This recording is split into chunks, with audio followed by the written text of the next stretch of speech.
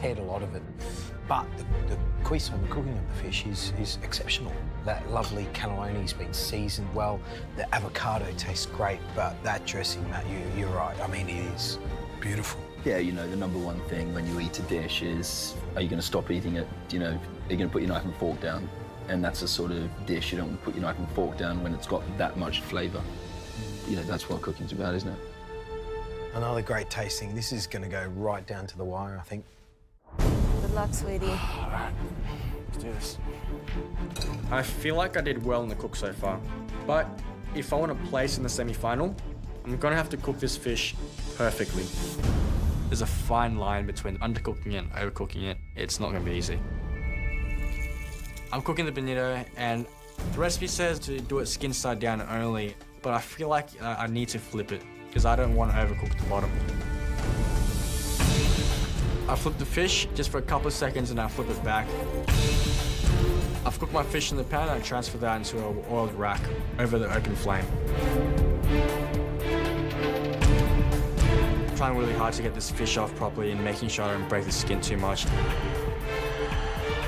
But a bit of the skin is quite ripped.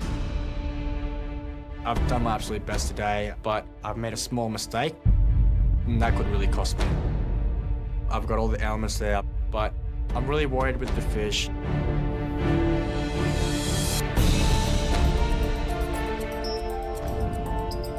This is the very last pressure test of the competition, and it's pretty scary because this could be my very last day in the MasterChef kitchen as well.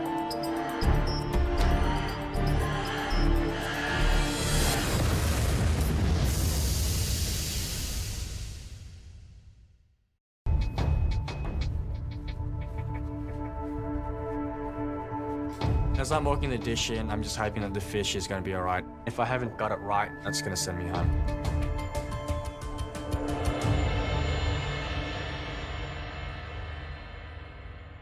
You've done amazing things.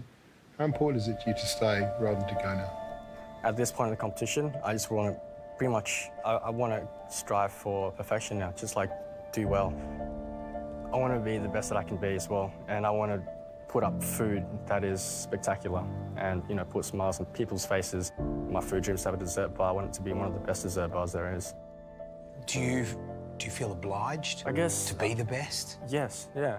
I'm hard on myself for a reason because I really want to keep improving. I want to get better and better every time. I just want to keep going. Because I love it. Reynold, this is it, man. It comes down to what you've put on that plate and how well you've replicated Brett's dish. Yeah. Thank you, Reynold. Thanks, guys. Thanks, mate. Well done. Brett, what do you think? Yeah, I think it's a pretty good effort. I mean, he's had trouble with the skin there. Yeah, well, the skin's yeah. come off. He's put 2 pieces of cucumber because he realised it was too small. But, you know, as I was tasting all the elements of the dish in the kitchen, it all tastes good. It all looks good. Well, let's find out how it goes together.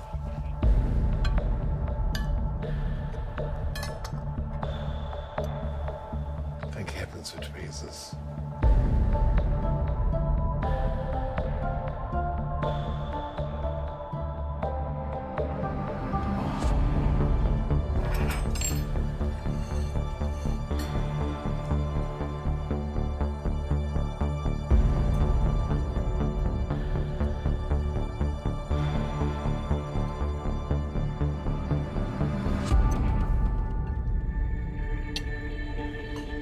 In terms of the cooking of the fish, how do you think he's gone?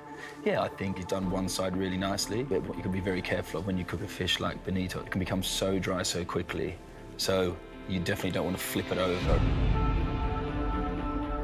Do you think that's what happens here? Yeah, I think he's slightly unevenly cooked and he's put too much heat on the side that hasn't got the skin on it. The skin's the bit that protects it from drying out. It would have been better if he hadn't have given any heat to the side that didn't have the skin on it.